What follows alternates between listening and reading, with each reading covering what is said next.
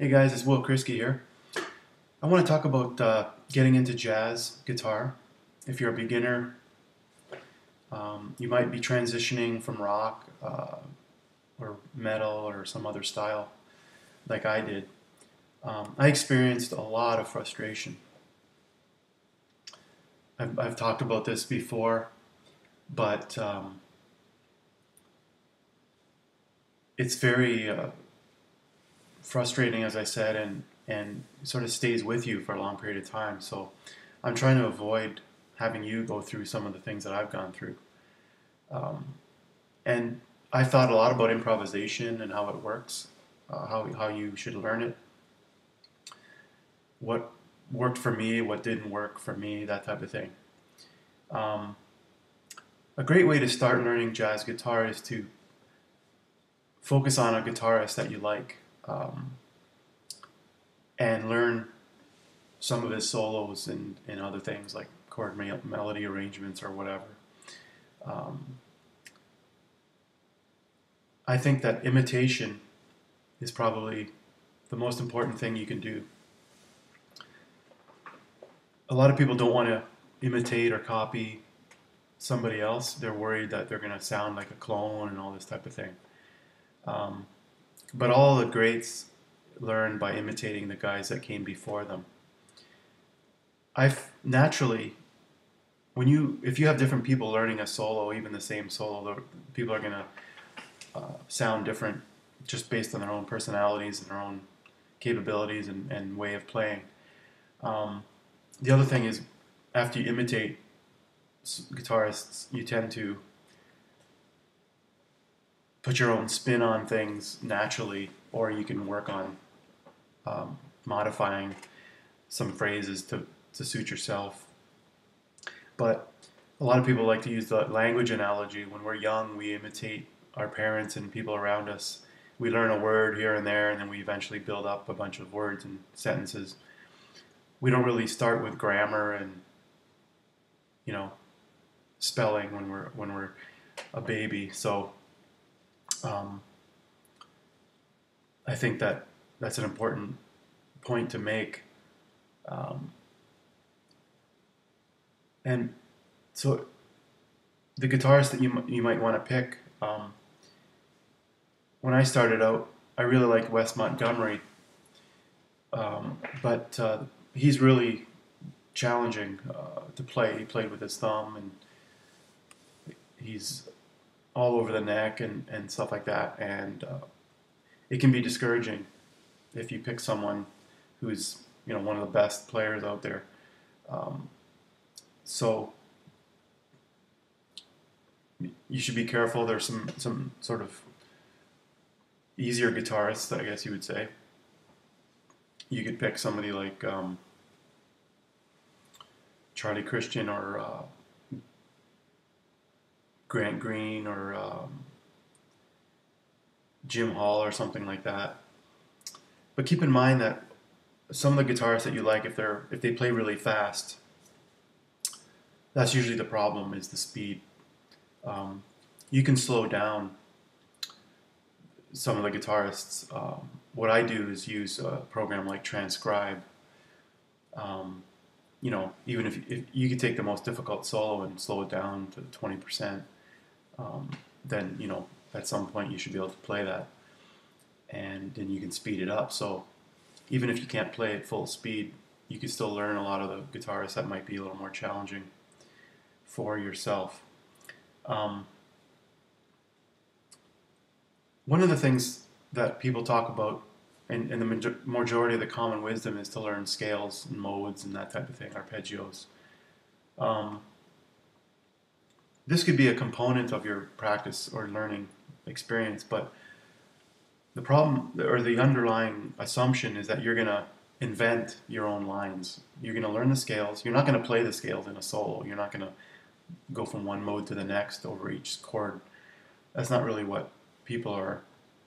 It's kind of implied, but you're not really going to do that in an improvisation or a performance.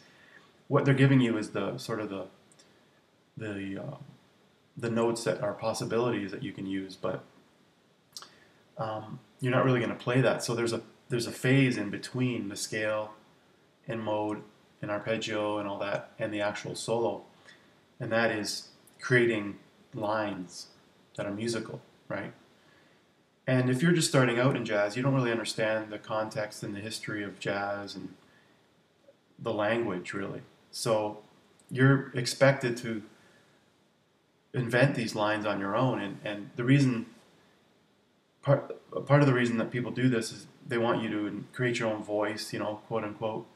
They don't want you to be a clone, but I really think that people struggle so much. I hear so many solos and people struggling trying to play a scale and connect it on the fly.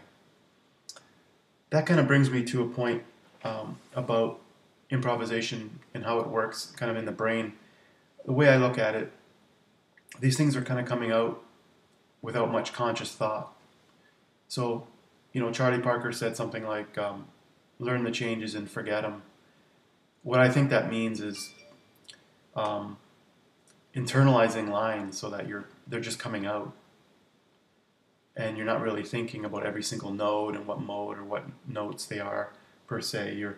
You're practicing is basically getting things up to speed and remembering some of that stuff that works. So when you're improvising on the fly in a performance, you're going to be playing a lot of that stuff that you've practiced and know that works. And you might combine things in different ways. And you're not going to play necessarily exact solo every time. But in order to play good technical bebop type solos, like streaming eighth notes and that, those lines have to be under your fingers without thinking about it. And so that's where I think the fundamental problem is with people's concept of improvisation, is that I'm going to learn all these scales and modes and arpeggios, and I'm just going to be able to improvise on the fly with that knowledge. It's just not going to happen. So I spent a lot of time learning triads and arpeggios all over the place, and when it came time to solo, I was kind of stuck. I didn't really know what to do. I could target certain chord tones or something like that, but it doesn't really work. I mean, it's not musical, and you're trying to do things on the fly that you haven't really worked on. So my advice is to focus on a guitarist you like, learn the solos, and start to understand how they work. So I come back to that Clark Terry phrase, which was